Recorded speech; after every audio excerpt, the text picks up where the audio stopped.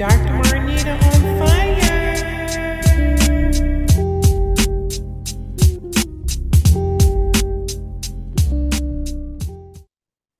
Hello, this is Dr. Marnita on fire from P3 Purposepreneur TV. And as most of you know, I so enjoy speaking with entrepreneurs who have decided, because it is a decision, to walk into their purpose. And today I have the distinct pleasure to have a conversation with Miss Lucretia Williams. Lucretia is an amazing person. She has done some great things with women and girls in helping them create a life that is fulfilling and helping them walk into their purpose. And I want to bring her to you today so she can share some of her story with you, how she has really transformed her life, but also, and most importantly, how she is using that to help other women and girls transform their lives. So, Lucretia Williams, if you could start this conversation for us today by telling us how did that beginning a transformation to walk into your purpose, how did that begin for you? Yes, absolutely. Wow. Such a good question. I did not know that I had a purpose. Like I didn't know my purpose.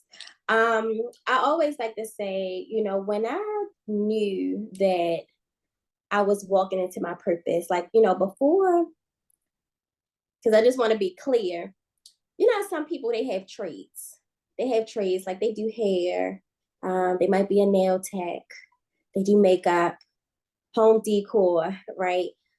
I look at those things as gifts, like, oh, okay, like people are able to use their hands and they have gifts, And so I personally never felt like that I was like talented that to the point of having those type of gifts, right? And so I realized that I was coaching people, inspiring people. Like I've always loved to sit down and talk to people and tell my story with hopes that it'll inspire them. And I always thought that people came to me to talk.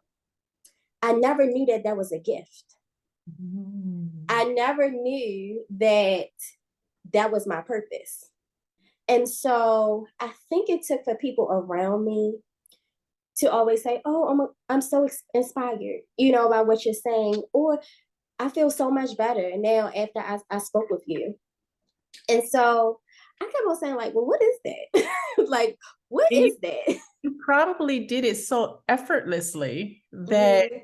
it was nothing to you. And I think it's pretty interesting how we take the things that we do effortlessly and we don't think Yeah. much of it, but it takes someone else, which is like what you're doing for the women and girls. It takes someone else to help you see you. Yeah. Yes. And so I think I was always looking at it from like a monetizing standpoint. So people that do hair, they can make money from that. People that do nails and like I said, home decor, they make money from that, right? I didn't realize that the purpose that I had, that I could monetize that. Not so much that I was looking to monetize it. I just thought that this is who I am. Mhm. So why would I charge or do anything? Because this is who I am. But I didn't realize that this was a gift that God gave me to carry out into the world. When I look at myself, I'm like, you're different, right? Like, I know my spirit is different and it's a part of who I am. So I didn't realize that my spirit and who I was and me wanting to help women and girls was a gift. Furthermore, I didn't know that that was my purpose. That's amazing because what you did with that is, hey y'all, this is what she did. Like, I'm so proud of her. She took that, her transformation, she put it in a book. The name Mhm. of her book is Degraded to Elevated. And can you just give them a brief synopsis of what that means? Because the title in and of itself, it says volumes. Mm-hmm. what it could be, but based on your experience and how you have used it and helped other people walk through it, can you give us like an overview? You first of all, y'all want to go to her website, lucretia.com, and you can get the book on that website, and you can probably tell them where else they can get the book as well. Sure. So first, to your first point for Degraded to Elevated, I always like to give a little background. I wrote that book in 3 months, and I already was writing a book. And I actually was sitting down. I had a financial coach at the time, and I was talking to her, and she said, "You know what? I've never read what you just told me." I said, "What?" She said, "I've never read about a book of how to exit the lifestyle." She said, "I've never ran into somebody that's doing what you're doing." And our conversation basically was about, I told her I went to a birthday party.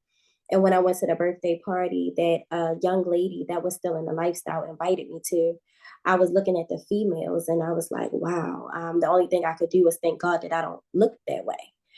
They look. That our Mhm. audience is not confused about the lifestyle. What is the lifestyle? Sure. So I was in the exotic dancing lifestyle for almost 5 years. Mm-hmm.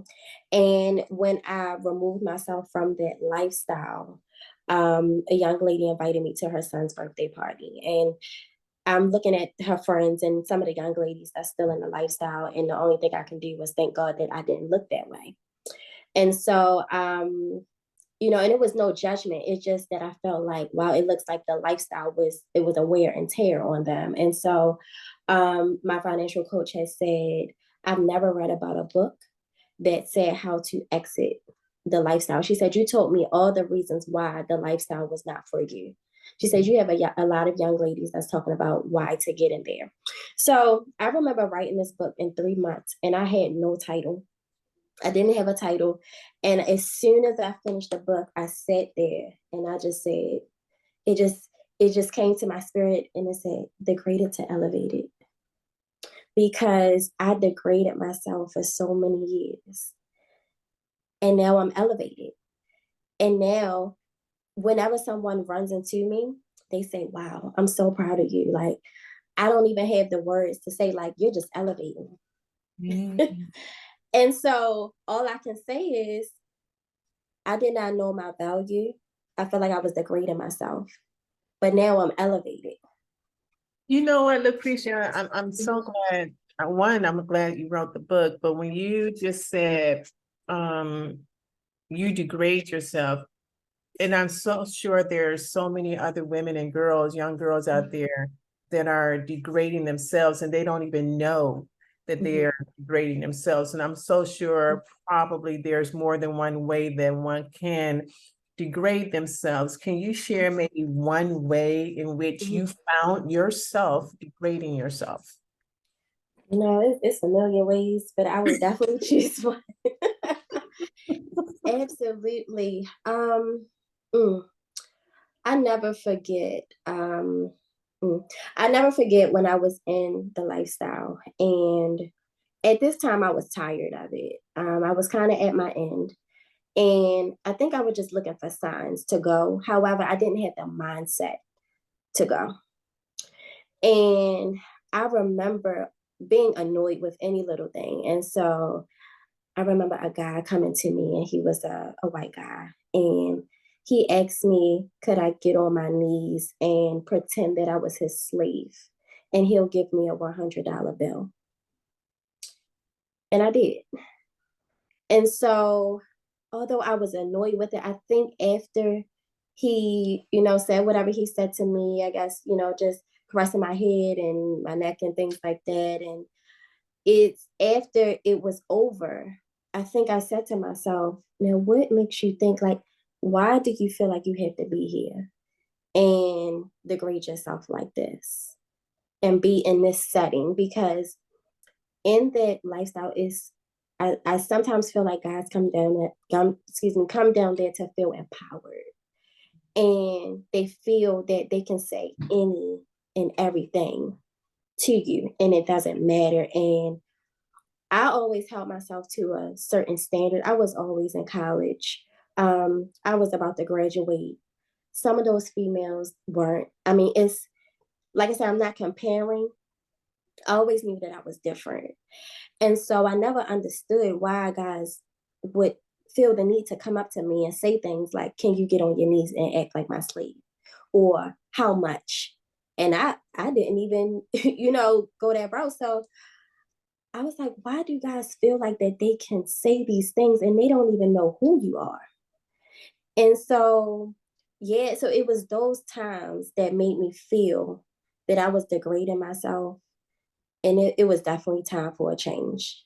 Mhm. So in this book, you cover 5 steps. And Mhm. I'm telling you, if you are out here listening to you and this message is falling on you, this book is a book that will walk you through 5 steps on how to leave the strip club and walk into your purpose. Is that correct? That is correct.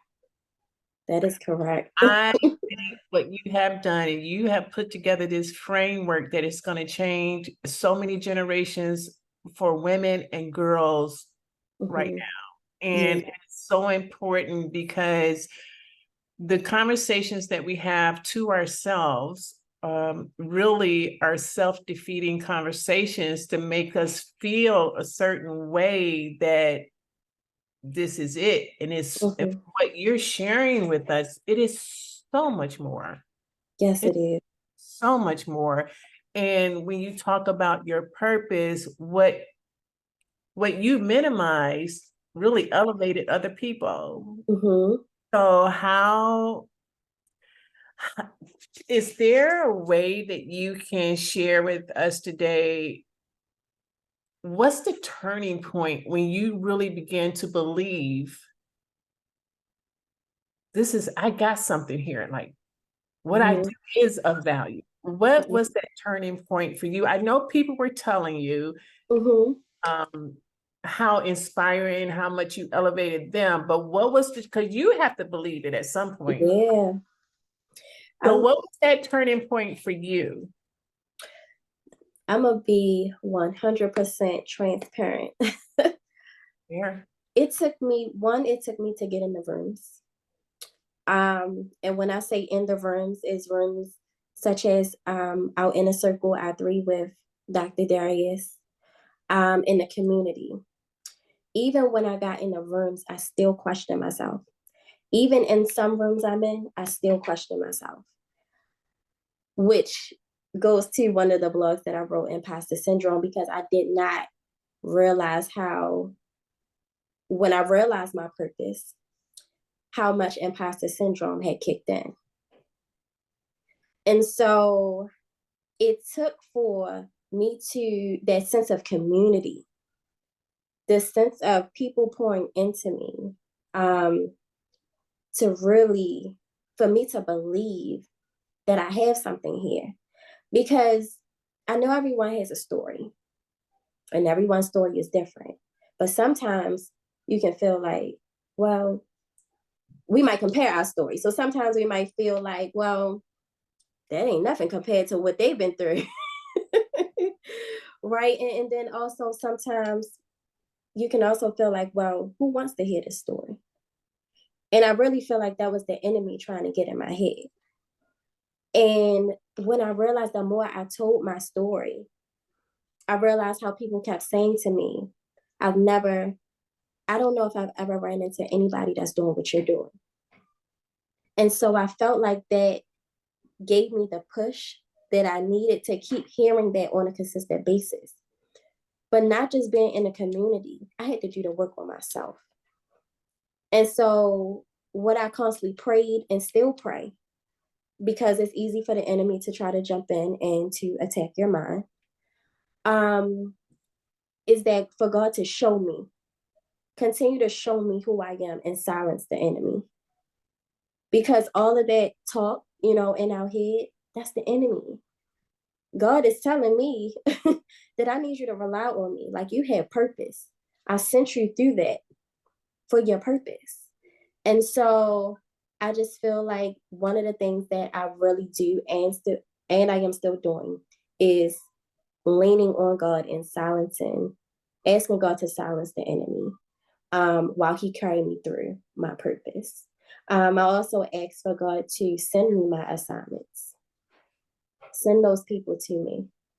Everybody's not for you, which we have learned.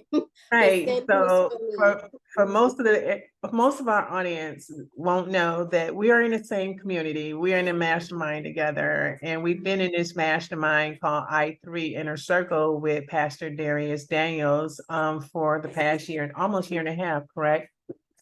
And what community, when she says community is so important, community is important because community validates you. When you're in the right rooms, you get validation and you become aware of the value that you really have to provide impact, influence, and produce income based on your purpose, based on the gifts that you are using to solve a problem in the community. Yeah. And so when she says the group that we were in, she's referring to our mastermind, the I3 Inner Circle. But thank you for sharing that. Yeah. And once audience, listen, once you go to her website, it's beautiful. She has a lot of information on there. And if you're seeking a transformation, she has a way that you can connect with her, set up an appointment. But she also has on her site some blogs. And I was speaking to her just before we started this conversation. And I went through her blogs and they are so profound. And so one of her blogs, she's a mother. Yes. So one of her blogs, she talks about parenthood. And when she talks about parenthood, she had mentioned in the blog that at one point you didn't think you were a very good mother because you were comparing yourself to what social media put out there as what a good parent is. Is that correct? Yes, yes. Okay. Can you one thing that you said in there, in order to change the way you feel about a certain thing, you have to change the way you think certain thing. So Yeah. can you tell us like what that looked like for you? Yeah. See, her babies are in the room, Right. The babies are in the room right now. No, can you wait for me, please? Yeah, when I'm done. Remember we had a talk? Okay. No, it's not done. Okay, go wait for me, okay? Then you can. And I got a treat for you, okay? Okay. A candy? Yeah, I got a treat for you. Okay, I gotta finish talking to Dr. Marnita. A candy? Yeah, I got you. A candy. All right, go ahead for me. Okay? Almost done. I love it. I love it. Get it, girl. Thank you. Okay. I love it. Do what I asked. Thank you. You know, I think kids are so interesting, just like it's your son, right? You know, here's what kids do. Look, listen, I want what I want when I want it. But we lose, as we get older, we lose that. Because life like piles all this other stuff on us, and we lose the assertiveness that God gave us to dominate our territory. I want what I wanted. That is I mean, so that was a good. perfect example. He had no inhibition. But as we get older, we acquire inhibitions of being able to say, I want what I want when I want it, and feel good about saying that. That Yes. was a perfect example. Yes. Thank you. I love that. I love that. Look, I think I'm gonna use that. Yeah. So So tell us about like when you said that in order to change the way you feel about a thing, you have to change the way you think. So when did that occur for you? So just to also give a little background, I'm a mother of two. I have a daughter and a son. My daughter is 14 and my son is 5. He'll actually be 6 this Thursday. Thanksgiving baby. So as a single mom, I also would be transparent and say that motherhood was not always something that I loved doing. At times, it felt like a chore to me. And I remember feeling like, okay, God, I pray for my children. I'm grateful to be a mom. I wouldn't change being a mom for the world. But God, why does this sometimes feel like it's so hard? It feels like it's heavy. And sometimes I don't always feel like I enjoy being a mom. And so even having questions around being a single mother. I've been a single mother for a while, and I'm like, okay, once again, I'm like, well, why is it this hard? Like, why, I just always feel like I'm carrying everything. I'm trying to do the best that I can do. And I've realized that when I said or I felt like I didn't enjoy it, I had to change my mind. First, I have to know that everything is going to work out how it's supposed to work out. However, it felt like that if I want to enjoy motherhood, I have to change my mind about it. I mean, this is a real life. This is real life. I mean, it is what it is. But you're always a parent, no matter what. Yeah. You Yeah. just, I believe, because I'm not a physical parent, I believe you learn to integrate that into what it is that you do. And so Yeah. your son is watching you, you're Mhm. learning how to manage situations, and Mhm. nothing to apologize for. It's just living at your highest level, because kids are important. God said we should all be children, Yeah. especially when it comes to him, right? Yeah. As we were a child. Yeah. So don't Yeah. apologize for that. No, that's real. Yeah. Thank you. I really appreciate it. So that was good. So also in that blog, you talk about, and I think a lot of people don't know how to do this part is you found that at some point you had to give yourself grace. Yes. Yeah. You do that. How do you do, like, I mean, we know we hear grace, and if you're in Mhm. the church and you hear it in church, and if you read the Bible, you read it in the Bible. But how do you give yourself grace? It took me a long. It took me I can't even say that. How do you accept the gift that has been given to you? Because grace is a gift. Mhm. Man, it took me a long time to give myself grace. It took a while. I don't know if I knew how to give myself grace as a mother. Because I had my daughter when I was 19. I felt like I was pouring from an empty cup. And so I didn't know how to give myself grace for the things that I did not know, for the things that I was going through.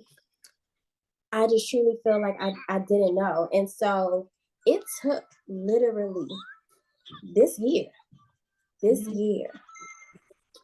I remember I sat down with a mindset coach, and she said, what are some of the things that, I guess she was asking me, like, what is on your mind or what do you want to talk about? And I said, I don't know if I always feel like a good mother. She said, well, why do you feel that way?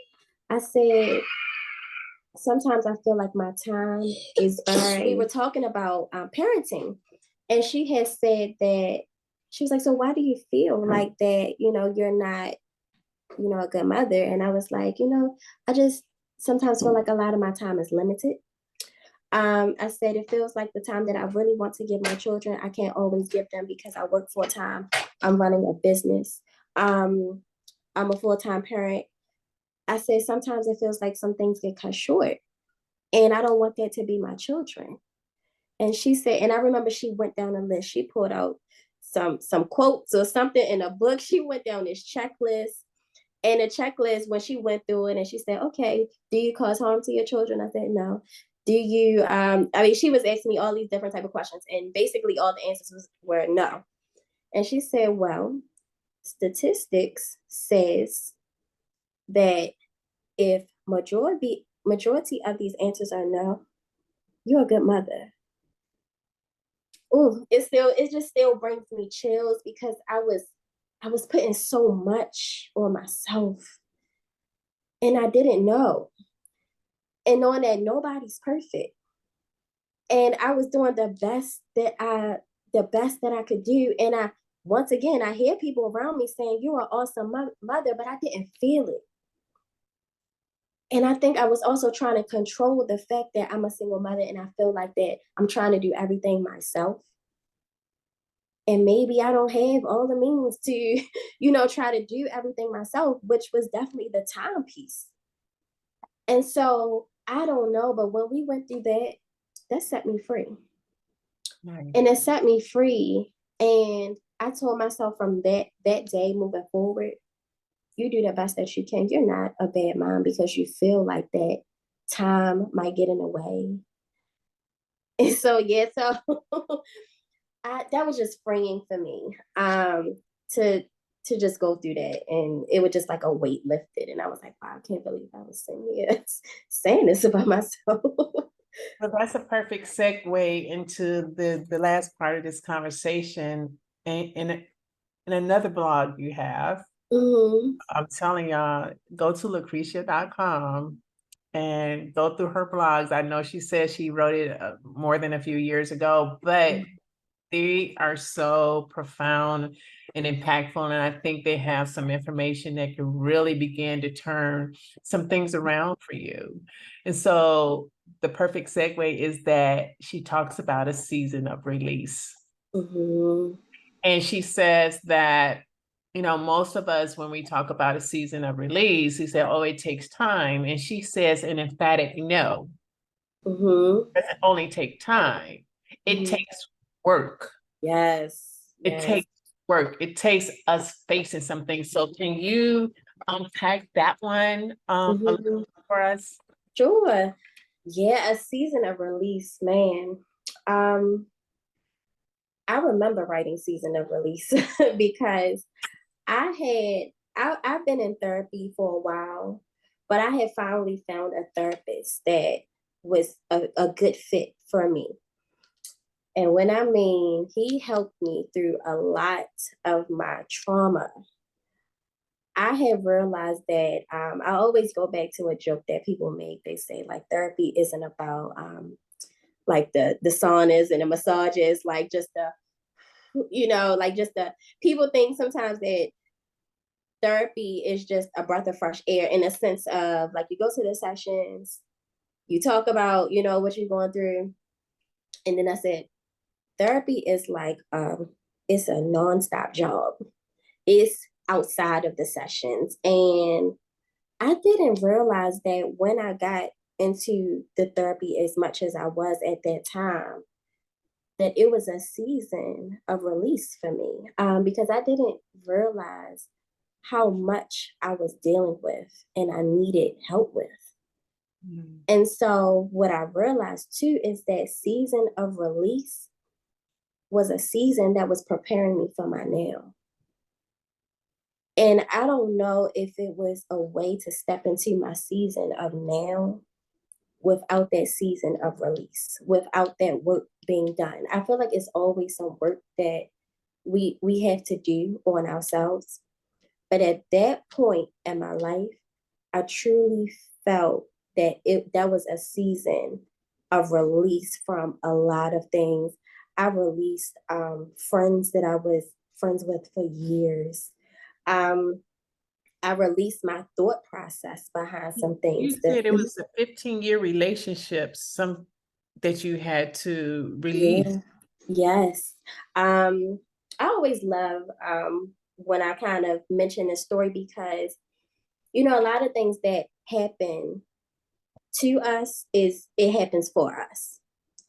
And so I was friends with these, we were friends since like high school and very close friends. And I remember praying to God that I knew that the next season of my life was coming.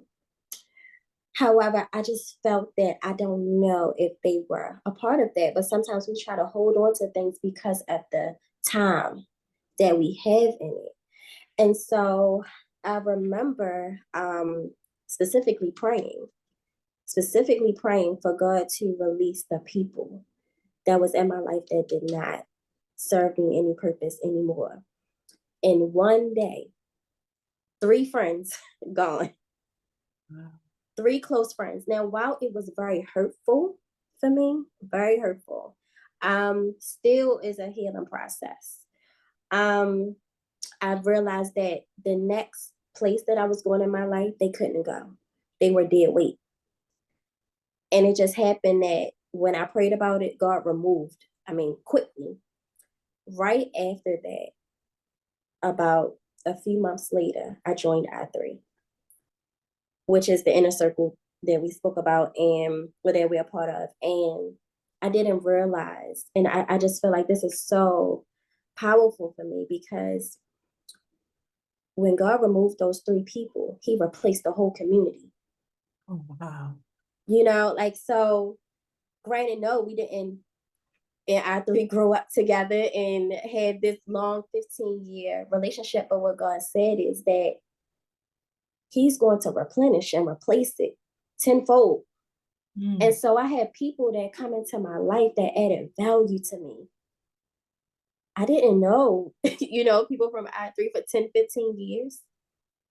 We just met about a year, 2 years right ago. And so you meet these people where God poured in and he replaced. And so I needed that season of release, the release from those friends that didn't belong, and also going to therapy and understanding how to navigate through that hard experience to step into the now, to the next and the now. Mm-hmm. Yeah. That's so good. That's so good, because I know in scripture it says we may have our plans, but God's purpose will always prevail over our plans. Yeah. And so when we pray and we pray according to his will, he will remove things from our lives suddenly. Yes. Yes. Because the other stuff can't come in unless we've cleaned up unless we release it. areas of our lives. Yeah. So that's so good. Yeah. So thank you for sharing. This has been a great conversation. And if you I'm truly enjoying this podcast. if you had to share like just two things for women and girls, how they can get started on this path of transformation outside of connecting to you at lucretia.com and signing up, get her book, get on our email list. And you doing consultations also, is that correct? Yes. Yes. What are two things they can do outside of that to get started? Yeah. Outside of that, I will always say, I always tell people, look around, look who you are surrounding yourself with, right? Look at your community. You have to know if you're growing or you feel stagnant. Okay. And I always say how important it is to be around people that's uplifting you, pouring into you, or if you feel like you're in a room and you always should get in a room where you're not the smartest in the room as well. And so, one, outside of seeking any type of services, I always say, how you know is when you look around your company and the people that's around you. Are people adding value to you? Yeah, that's definitely one of the things. I would also say outside of that, man, like if you are doing things where you're not feeling kind of like you're valuing yourself, trying to find your self-worth, just trying to navigate through decision making in certain areas where you possibly feel like, I don't know if understand my self-worth, if I understand if I'm valuing myself. Definitely seeking resources to get in community. Like I said, I always preach the community. It's so important to get around people that will help you see the best things in yourself. I'm a person that I will invest in myself no matter what. And when I say investing in myself, I pay to get in the rooms. to get, you know, the right help or what's needed. And even if it's not like a program, as I mentioned, therapy, sometimes, you know, well, a lot of questions that I ask my clients are, if money wasn't if money wasn't in the middle of what you were trying to do, how bad would you want it? It's You good. know, yeah. And so um I really encourage people to not even think about the money part of it before you think about what it is that you really want to do for yourself. And so, if money wasn't an option, what is it that you would jump out there and do for yourself? That's so good. And that's a perfect way to take us into how they can connect with you. And I know I've said your website multiple times here, Lucretia, LACRESIA.com. Yeah. Mm-hmm. And she is a premier transformational coach. She is a premier transformational speaker. She is a premier transformational author. Yes. So, can you tell our audience how they can connect with you on social media? Because she has an amazing IG page. Um, she probably even has a Facebook community. But can you tell them what other ways that they can connect with you? Definitely. So, of course, my Instagram is I am Lucretia, LACRESIA. My Facebook is also Lucretia Williams. And I'm mainly off of those two platforms. My website, which is also linked to both of my social media pages, lucretia.com, I have a section that says connect with me or contact with me, even for discovery calls. They are totally free. So I book free discovery coaching calls. So that is definitely how you guys can connect with me. That's I'm perfect. also DMs. If you send instant messages, I also get back to you as well. So That's perfect. And if this conversation has landed with you in any kind of way, please like, subscribe, share, because Lucretia, y'all know how I said at P3 Purposepreneur, P3 Purposepreneurs are pattern makers and pattern makers are move makers. And Lucretia definitely qualified as a pattern maker because she's making moves. She has not only made moves for herself, but she's making moves for other people to change generations and to break generation strongholds for your family legacy. oh So yeah, thank you so much for being with us, and we will see you probably in another conversation one day. absolutely. I love this.